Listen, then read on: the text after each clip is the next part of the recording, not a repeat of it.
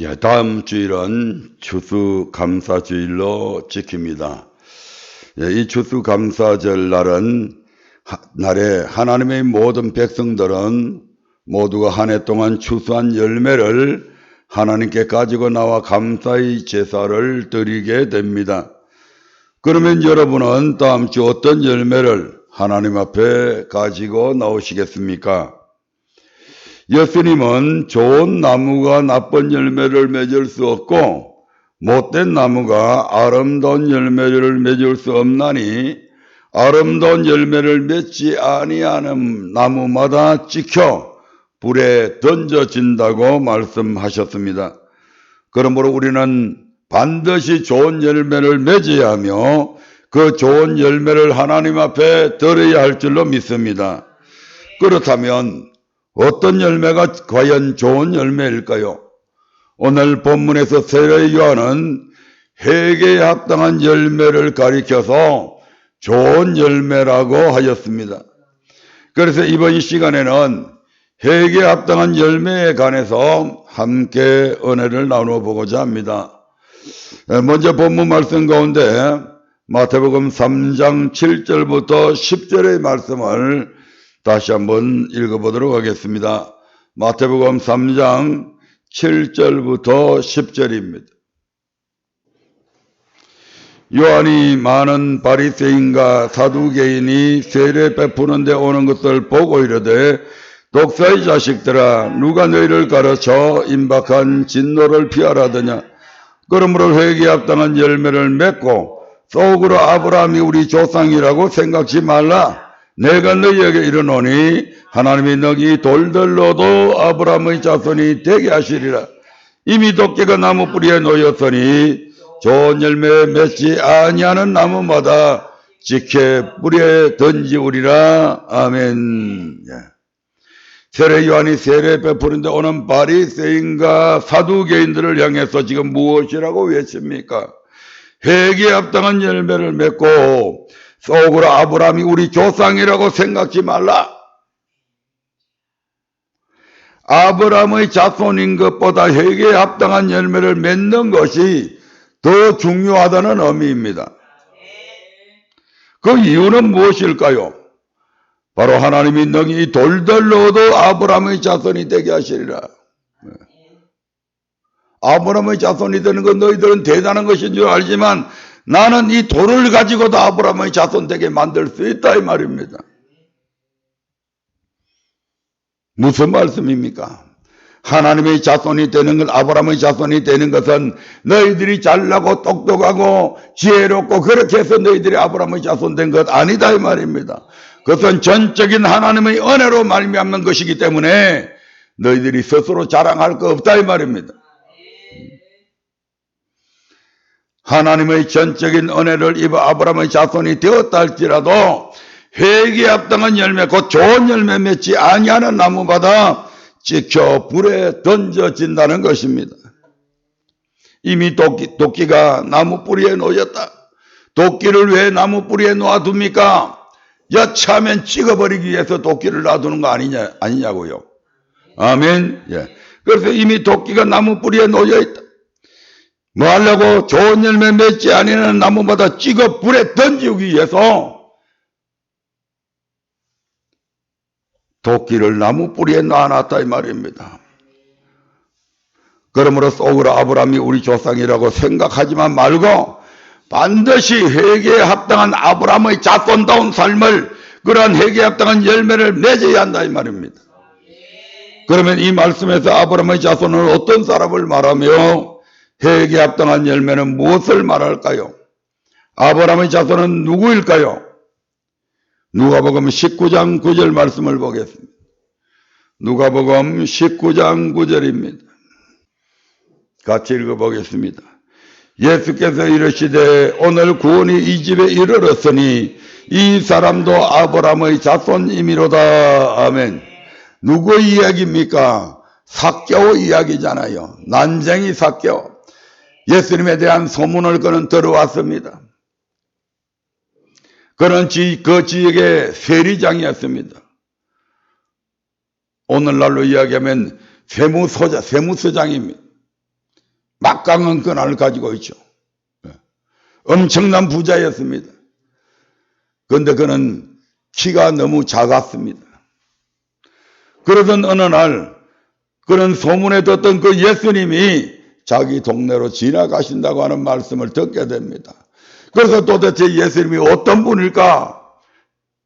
그분을 꼭 뵙고 싶은 마음이 일어가지고 그 예수님을 만나기 위해서 다가갔는데 어느덧 사람들이 예수님을 뺑 둘러서 에워싸고 예수님은 걸어오시는데 앞뒤 좌우할 것 없이 전부 다 뺑 둘러서서 예수님이 걸어오시고 있는 겁니다. 야, 이래가지고는 도저히 그 예수님이 누군지 보지 못하겠구나 생각해서 이 키가 작은 삭개오는 뽕나무 위에 올라가가지고 거기서 예수님의 얼굴을 보게 됩니다. 그 나무에 가까이 오시던 예수님은 언제 이 삭개오가 뽕나무 위에 올라가신 것을 보았는지 삭개오야 내려오라 이렇게 말씀하시죠. 오늘 내가 네 집에서 하룻밤 쉬어가야 되겠다. 이렇게 말씀하시는 겁니다.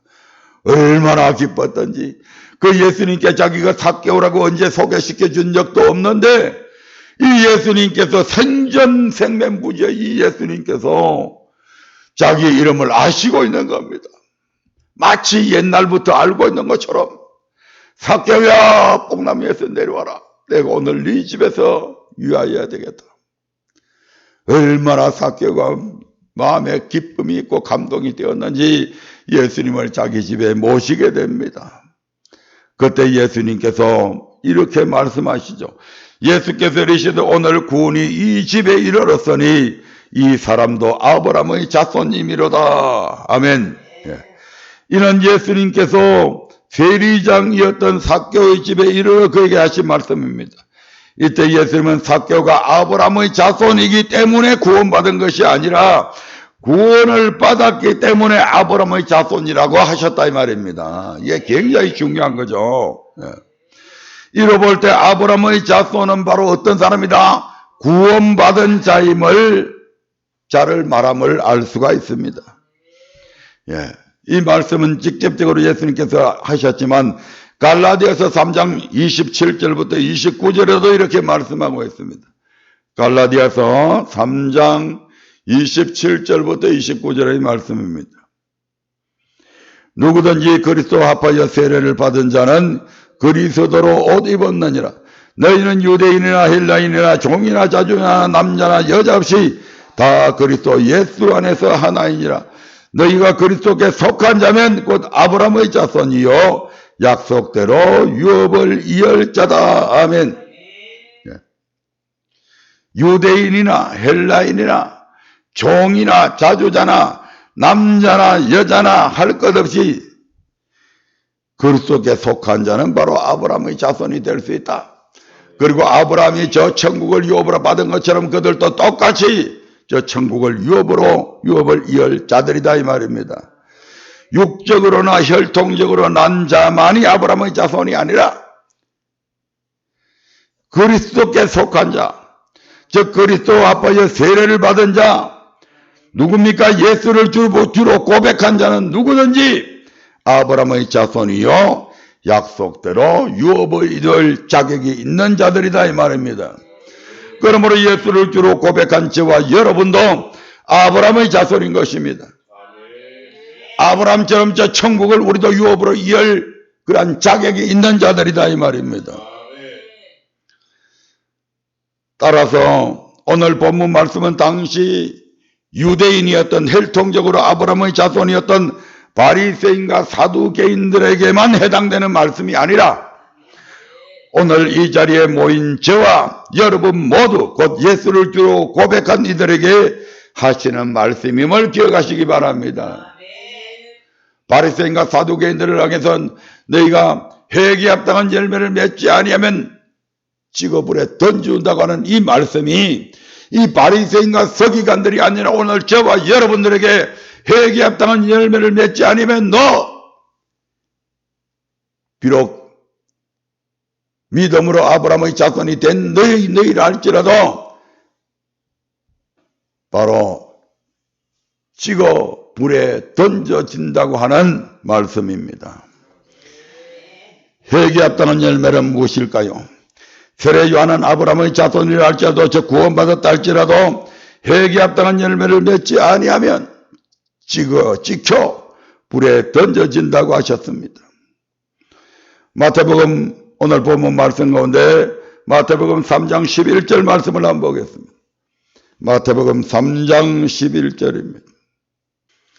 나는 너희로 회개케 하기 위하여 물로 세례를 주거니와 내 뒤에 오시는 이는 나보다 능력이 많으시니 나는 그의 신을 들기도 감당치 못하겠노라.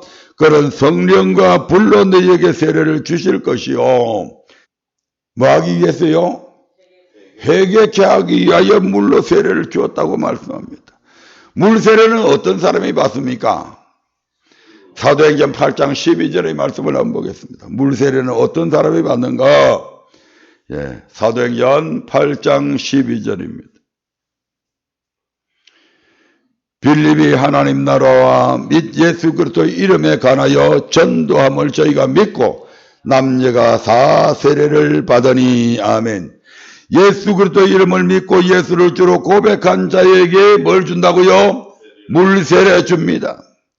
따라서 회개케 하기 위하여 물로 세례를 주었다는 말은 우리를 구원하신 목적이 회개케 하기 위함이었다는 말과 같습니다.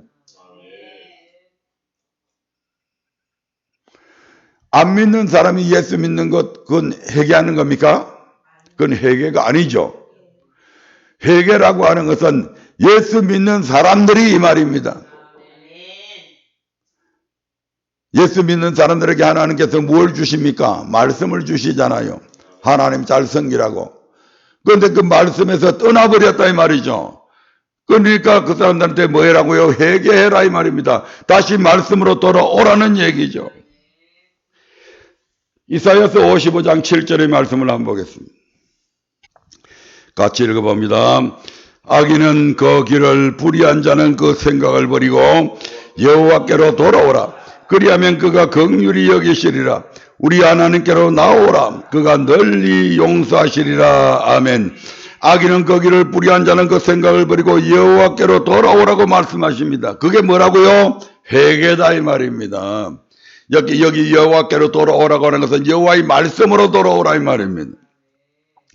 예레미야 23장 22절의 말씀을 한번 보겠습니다. 예레미야 23장 22절입니다. 같이 읽어봅니다. 그들이 만일 나의 회의에 참여하였다면 내 백성에게 내 말을 들려서 그들로 악한 길과 악한 행위에서 돌이키게 하였으리라. 아멘. 이처럼 회개라고 하는 것은 우리의 생각을 버리고 악한 길과 악한 행위에서 돌이켜 하나님의 말씀 안으로 들어오는 것을 얘기합니다. 이스라엘 백성들의 많은 선지자들이 하나님의 말씀을 똑바로 들었다면 이 말입니다. 하나님의 회의에 참여하였다면 이 말입니다. 그들이 내 백성에게 누구의 말을, 내 말을, 여호와의 말씀을 들려서 그들로 악한 길과 악한 행위에서 돌이키게 하였을 것이다. 다시 말씀드리면 주의 종들은 하나님의 말씀을 백성들에게 똑바로 가르쳐서 너희들이 이 말씀에서 지금 이 말씀대로 살아야 되는데 너희가 지금 이쪽 방향으로 살고 있지 않았냐. 그러니까 빨리 그 잘못된 길에서 돌이켜서 지금 여호와의 말씀 속으로 돌아와라. 이게 뭐라고요? 회개다 이 말입니다. 그래서 세례 요한은 뭐라고 외칩니까? 회개하라 천국이 가까웠다고 하였습니다. 마태복음 3장 1절 2절의 말씀을 보겠습니다. 마태복음 3장 1절 2절입니다. 그때에 세례 요한이 이르러 유대 광야에서 전파하며 가로되 회개하라 천국이 가까웠느니라 하였으리. 세례 요한은 예수님보다 6개월 먼저 와서 주님께서 오신 그 길을 예비했던 사람입니다. 그런데 6개월 뒤에 오신 그 예수님도 공생애를 시작하면서 첫 번째로 하신 말씀이 뭐라고 외치게 됩니까? 마태복음 4장 17절의 말씀을 보겠습니다. 이때부터 예수께서 비로소 전파하여 가라사대 회개하라 천국이 가까웠느니라 하시더라. 세례 요한과 똑같은 말씀을 하고 있습니다. 이때부터 언제부터요? 마귀로부터 3가지 시험을 이기고 공생애를 시작하면서부터 예수님께서 뭐라고 하셨다고요? 회개하라 천국이 가까웠다고 그 일성을 토하면서 지금 공생애를 시작하고 있는 것입니다. 예수님은 그렇게 하셨습니까? 예수님의 제자들도 마찬가지였습니다. 마태복음 10장 7절의 말씀을 보겠습니다. 마태복음 10장 7절의 말씀입니다. 시작. 가면서 전파하여 말하되 천국이 가까웠다 하고. 아니 회개하러 가는 말 없잖아요. 마가복음 6장 12절을 보겠습니다. 시작. 제자들이 나가서 회개하라 전파하고. 아멘. 결국 회개하라 천국이 가까웠다는 말씀을 전하고 있었다 이 말입니다. 이처럼 세례 요한도 예수님도 예수님의 제자들도 똑같이 회개하라 천국이 가까웠다고 외쳤습니다. 이 말은 천국은 회개하는 자들만이 들어갈 수 있다는 말입니다. 회개하지 않아도 천국에 들어갈 수 있다면 왜 이 세례 요한이 왜 예수님의 제자들이 회개하라 천국이 가까웠다. 천국 들어가려면 너희들이 빨리 회개해야 된다 이 말이잖아요. 멀리 있으면 천천히 회개해도 되는데 너희들이 들어가야 될 천국이 바로 가까이 왔다. 그러니까 빨리 회개해라 이 말이잖아요. 적 자신의 생각과 뜻을 버리고 하나님의 말씀대로 순종하는 자만이 천국에 들어갈 수 있다는 것입니다. 이를 염두에 두고 다시 마태복음 3장 18절부터 10절의 말씀을 보겠습니다. 마태복음 3장 8절부터 10절입니다. 천천히 읽어봅니다. 그러므로 회개에 합당한 열매를 맺고 속으로 아브라함이 우리 조상이라고 생각지 말라. 내가 너희에게 이르노니 하나님이 능히 돌들로도 아브라함의 자손이 되게 하시리라. 이미 도끼가 나무 뿌리에 놓였으니 좋은 열매 맺지 아니하는 나무마다 찍혀 불에 던지우리라. 아브라함의 자손, 즉 예수를 주로 고백하고 구원받은 자는 회개에 합당한 열매를 맺지 아니하면 찍혀 불에 던져진다고 합니다. 그러면 아브라함의 자손 곧 그리스도에 속한 자가 맺어야 하는 회개에 합당한 열매는 무엇을 말할까요? 회개에 합당한 열매를 맺어야 되는데 아니 내가 무슨 나무도 아니고 열매라고 하는 것은 우리의 행위를 나타내는 것이죠. 회개에 합당한 열매란 바로 결론적으로 말씀드리면 율법 곧 복음에 순종하는 것입니다. 율법은 뭡니까? 율법은 뭘로 구성이 되어 있습니까? 규례와 법도로 구성이 되어 있잖아요. 아멘. 이 규례와 법도로 구성이 되어져 있는데 이것을 더 압축시키면 이 규례와 법도는 바로 뭡니까? 십계명이잖아요. 아멘. 이걸 가지고 하나님과 이스라엘 백성들 사이에 뭘 맺었습니까? 언약을 맺었잖아요. 그래서 회개에 합당한 열매란 율법 곧 복음에 순종하는 것이다 이 말입니다. 그렇게 하기로 뭐 했다고요? 언약을 맺었다 이 말입니다. 그래서 언약서라고 얘기하잖아요. 아멘. 앞서 회개란 우리의 생각과 뜻을 버리고 하나님의 말씀으로 돌이켜 순종하는 것이라고 하였습니다. 그러면 어떤 말씀으로 돌이켜야 할까요? 성경에 여러 말씀들이 있는데 도대체 어떤 말씀대로 돌이켜야 하는가? 마태복음 21장 33절의 말씀을 보겠습니다. 마태복음 21장 33절입니다. 마태복음 21장 32절입니다. 시작. 요한이 의의 도로 너희에게 왔거늘 너희는 저를 믿지 아니하였으되 세리와 창기는 믿었으며 너희는 이것을 보고 종시 뉘우쳐 믿지 아니하였도다. 세례 요한은 의의 도를 전파하며 회개하라고 외쳤습니다. 따라서 세례 요한이 말한 회개에 합당한 열매는 우리의 생각을 버리고 하나님께로 따라와 의의 도대로 순종하는 삶을 의미합니다. 그러면 세례 요한이 전한 의의 도는 구체적으로 무엇일까요? 신약 성경만으로는 이것이 무엇인지 정확하게 알 수 없습니다. 그래서 먼저 구약 성경에서 세례 요한에 관하여 예언하고 있는 말씀부터 찾아보도록 하겠습니다. 말라기 4장 4절부터 6절의 말씀을 봅니다. 말라기 4장 4절부터 6절입니다. 천천히 같이 읽어봅니다. 너희는 내가 호렙에서 온 이스라엘을 위하여 내 종 모세에게 명한 법 곧 율례와 법도를 기억하라.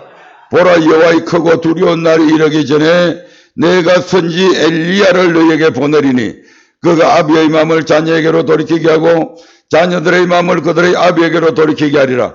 돌이키지 아니하면 두리건대 내가 와서 저주로 그 땅을 칠까노라 하시니라. 아멘. 구약의 선지 엘리야는 죽지 아니하고 그대로 산채로 들림받은 사람 중에 하나입니다. 아멘. 그 엘리야가 다시 그 엘리야를 다시 저들에게 보내겠다는 것입니다. 그러면 그 엘리야가 분명히 왔어야 되죠. 선지 엘리야가 와서 하나님께서 모세에게 명하신 것 율례와 법도를 가르쳐 아비의 마음을 자녀에게로 자녀들의 마음을 그들의 아비에게로 돌이키게 할 것이라고 합니다. 성경은 말라기 선지자가 예언한 이 선지 엘리야가 바로 세례 요한이라고 증거하고 있습니다. 아멘. 마태복음 11장 11절부터 14절의 말씀을 한번 보겠습니다. 마태복음 11장 11절부터 14절입니다. 시작. 내가 진실로 너희에게 말하노니 여자가 낳은 자 중에 세례 요한보다 큰 이가 일어남이 없도다. 그러나 천국에서는 극히 작은 자라도 저보다 크니라. 세례 요한의 때부터 지금까지 천국은 침노를 당하나니 침노하는 자는 빼앗느니라. 모든 선지자와 및 율법에 예언한 것이 요한까지니 만일 너희가 즐겨 받을진대 오리라 한 엘리야가 곧 이 사람이니라. 아멘. 말라기에서 말씀하신 엘리야를 다시 보낸다고 했는데 그 보냄을 받은 엘리야가 바로 누구라고요? 세례 요한이었다 이 말입니다. 그래서 세례 요한이 시내산에서 모세에게 명하신 법 곧 율례와 법도를 통해서 하나님을 멀리 떠나 있던 백성들의 마음을 하나님께로 다시 돌이키게 하고 하나님의 마음을 다시 그 백성에게로 돌아오게 한다는 것입니다. 구약의 말라기 선지자를 끝으로 이스라엘은 선지자가 없어져 버리잖아요. 아멘. 몇 년 동안? 400년 동안. 그래서 그 기간을 가리켜서 무슨 시대다? 암흑기 시대라고 말씀하잖아요. 그 400년 동안 하나님께서는 말씀을 주신 적이 없습니다. 그런데 갑자기 신약 시대에 와서 어느 날 세례 요한이라고 하는 사람이 등장을 하게 됩니다. 아멘. 그 세례 요한이 등장을 해서 바로 뭐라고 한다고요? 하나님을 멀리 떠나 있는 백성들의 마음을 하나님께로 돌이키게 하고 하나님께서 왜 400년 동안 이스라엘 백성들을 떠나 있었을까요? 바로 그들이 하나님을 제대로 섬기지 않았기 때문에 거의 하나님이 포기하다시피 400년 동안 그들에게 말씀을 주지 않았습니다. 그런데 하나님께서 다시 이 세례 요한을 통해서 마음을 돌이키시죠. 그래서 이 세례 요한이 어떤 일을 한다고요? 하나님의 마음을 다시 그 백성에게로 돌아오게 하고 하나님을 멀리 떠나 있던 백성들의 마음을 다시 하나님께로 돌이키게 한다 이 말입니다. 아멘. 이 사실은 누가복음 1장 13절부터 17절 말씀을 통해서도 동일하게 확인할 수 있습니다.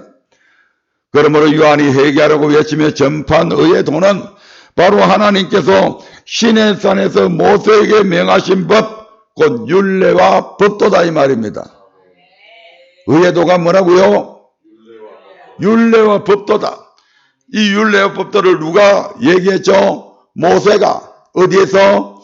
시내산에서. 그게 시내산에서 모세를 통해서 말씀한 그 율례와 법도가 바로 신약에서 얘기하는 세례 요한이 전파한 뭐였다? 의의 도다. 아멘. 율례와 법도로 이꼬로 의의 도 이렇게 기억을 하시면 될 것 같습니다. 그러면 하나님께서 시내산에서 모세에게 명하신 율례와 법도는 무엇입니까? 이것에 대해서는 신명기에서 상세하게 기록되어 있는데 신명기 4장 8절부터 13절의 말씀을 한번 보겠습니다. 이 율례와 법도가 도대체 뭘까? 자, 같이 읽어보겠습니다. 오늘 내가 너희에게 선포하는 이 율법과 같이 그 규례와 법도가 공의로운 큰 나라가 어디 있느냐? 오직 너는 스스로 삼가며 내 마음을 힘써 지키라. 두렵건대 내가 그 목도한 일을 잊어버릴까 하노라. 두렵건대 내 생존하는 날 동안에 그 일들이 내 마음속에서 떠날까 하노라. 너는 그 일들을 내 아들과 내 손자들에게 알게 하라. 내가 호렙산에서 내 하나님 여호와 앞에 섰던 날에 여호와께서 내게 이르시기를 나를 위하여 백성을 모으라. 내가 그들에게 내 말을 들려서 그들로 세상에 사는 날 동안 나 경외함을 배우게 하며 그 자녀에게 가르치게 하려 하노라 하시매 너희가 가까이 나와서 산 아래서니 그 산에 뿌리부터 하염이 충천하고 유암과 구름과 흑암이 덮였는데 여호와께서 하염 중에서 너희에게 말씀하시되 음성뿐이로 너희가 그 말소리만 듣고 형상은 보지 못하였느니라. 여호와께서 그 언약을 너희에게 반포하시고 너희로 지키라 명하셨으니 곧 십계명이며 두 돌판에 친히 쓰신 것이라. 아멘. 시내산에서 말씀한 그 말씀에 대해서 지금 이렇게 정의하고 있습니다. 규례와 법도를 가리켜서 8절에서는 뭐라고 말씀합니까? 율법이라고 말씀하잖아요. 그리고 13절에서는 율법, 곧 규례와 법도를 가리켜서 뭐라고 얘기해요? 언약이라고, 언약고 십계명이라고 말씀하잖아요. 13절에서. 예, 그리고 10절에서는 하나님께서 여호와 호렙산에서 백성들에게 율법, 규례와 법도, 언약, 십계명을 반포하신 이유를 뭐라고 말씀합니까? 그들로 세상에 사는 날 동안 여호와 경외함을 배우게 하며 그 자녀에게 가르치게 하리 함이라고 말씀합니다. 한마디로 율법은 뭐 하는 법이다? 하나님을 경외하는 법이다. 정리하면 이렇습니다. 다시 한번 더 정리하겠습니다. 세례 요한이 전파한 의의 도는 하나님께서 시내산에서 누구에게? 모세에게 명하신 뭐다? 율법이다. 이 율법을 조금 더 펼치면 어떻게 된다? 규례와 법도다. 이 규례와 법도, 즉 율법을 딱 압축을 시키면 뭐다? 십계명이다. 이걸 가지고 하나님과 뭘 맺었다? 언약을 맺었다. 아멘. 그래서 이를 달리 표현하면 율법의 핵심은 뭡니까? 십계명이죠. 규례와 법도는 십계명에서 파생된 하위법. 다시 말하면 십계명은 무슨 법이다? 모법이다. 우리가 법률적으로 보면 대한민국의 법이 여러 가지 법이 있죠. 제일 우선적인 법이 무슨 법입니까? 헌법이잖아요. 그래서 헌법을 가리켜서 모법이라고 그럽니다. 아멘. 이 헌법 외에 행사법, 행사소송법, 무슨 각가지의 법들이 있죠. 그 법들은 어디에서 파생된 거다? 헌법에서 파생된 겁니다. 그 모든 법들이 헌법에서 벗어나면 그 법은 잘못된 법이다 이 말이죠. 아멘. 그래서 많은 사람들이 억울한 일을 당하면 법에 호소를 하잖아요. 그런데 판사 판결이 자기한테 또 불리하게 내려진 거요. 그런데 가만히 보니까 판사가 판결한 것도 그렇고 지금 그 법을 적용시켜서 자기한테 적용시키는 그 법 자체가 어디에 어긋난다? 헌법에 어긋나잖아요. 그러면 그 사람은 최종적으로 대법원 판결까지 받아서도 어디에 항소할 수 있다? 헌법재판소에다가 항의를 하는 거예요. 이 법 자체가 헌법에서 어긋나기 때문에 나는 무죄입니다 이 말이죠. 아멘. 그래서 최종적으로 헌법에다가 제소를 하는 거예요. 아멘. 마찬가지로 이 십계명에서 파생된 법들이 규례고 법도고 이런 법들이다 이 말입니다. 그러니까 규례와 법도 이런 거는 십계명에서 파생된 하위법이다 이 말이죠. 이해가 되시죠?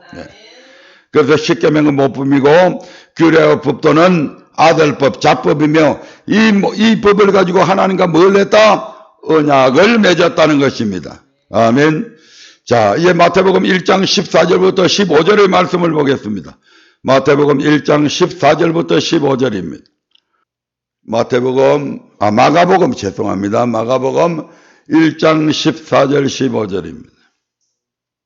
시작.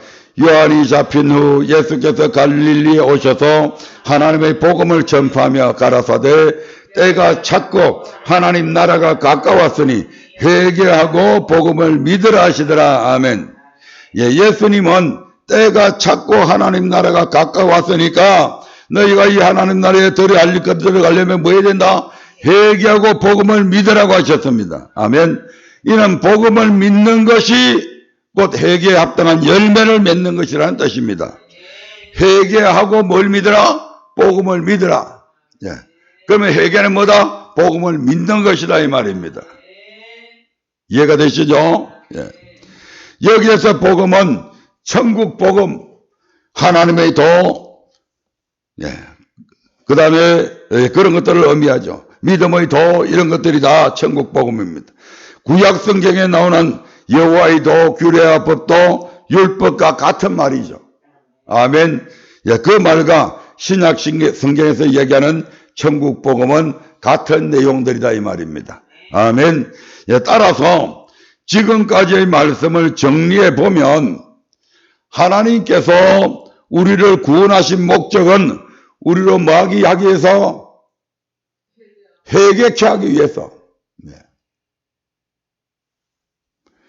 하나님께서 왜 회개케 한다고 하는 것은 복음을 믿는 것이고, 복음을 믿는 것은 그 말씀에 순종하는 것이고, 순종하는 것은 뭐다? 천국에 들어가는 것이다 이 말입니다. 아멘. 그러니까 지금까지의 말씀을 정리해보면 하나님께서 우리를 구원하신 목적은 천국 데려가기 위한 목적도 있죠. 예, 그걸 위해서 우리로 뭐 하기 위해서? 회개케 하기 위해서. 예. 그래서 회개는 우리의 생각과 뜻을 버리고 하나님의 말씀으로 돌이키는 것을 의미합니다. 그걸 위해서 주님께서 세례 요한은 물세례를 주었다 이 말입니다. 아멘. 그러므로 아브라함의 자손 곧 예수 믿는 사람이 맺어야 할 회개에 합당한 열매란 하나님께서 시내산에서 모세에게 명하신 율법 그러면 뭐가 생각이 난다? 규례와 법도, 십계명, 언약, 딱 이렇게 정리가 되잖아요. 율법 그러면 뭐가? 규례와 법도다. 그 다음에 십계명이다. 그 다음에 그걸 가지고 뭐 했다? 언약 맺었다. 딱 정리가 되어버려야 돼요. 예. 그래서 시내산에서 모세에게 명하신 율법을 지키는 것, 그 복음에 순종하여 하나님을 경외하는 것이 바로 회개에 합당한 열매를 맺는 것이다. 예, 결론을 이렇게 지을 수가 있습니다. 그러면 이와 같은 회개에 합당한 열매는 어떻게 할 때 더 잘 맺을 수 있을까요? 예. 다시 말씀드리면 복음에 순종하며 하나님을 경외할 수 있는 것은 어떻게 할 때 더 잘 할 수 있냐 이 말입니다. 그 부분에 대해서는 다음 시간에 이어서 말씀을 드리도록 하겠습니다. 우리는 반드시 뭘 맺어야 된다? 회개에 합당한 열매를 반드시 맺어야 됩니다. 이것이 우리 하나님께 드려야 될 하나님께서 가장 기뻐하시는 열매다 이 말입니다. 추수기잖아요. 예. 추수감사주일이잖아요. 그 하나님이 가장 기뻐하실 열매는 뭐다? 우리가 회개에 합당한 열매를 하나님 앞에 드리면 하나님께서 그거 가장 기뻐하신다. 어떤 쌀가마니 여기에 갖다 놓는 것보다도 그 회개에 합당한 열매를 더 잘 맺을 수 있는 방법이 있다 이 말입니다. 예, 거기에 대해서 다음 시간에 말씀을 이어서 드리도록 하겠습니다. 예, 기도하겠습니다.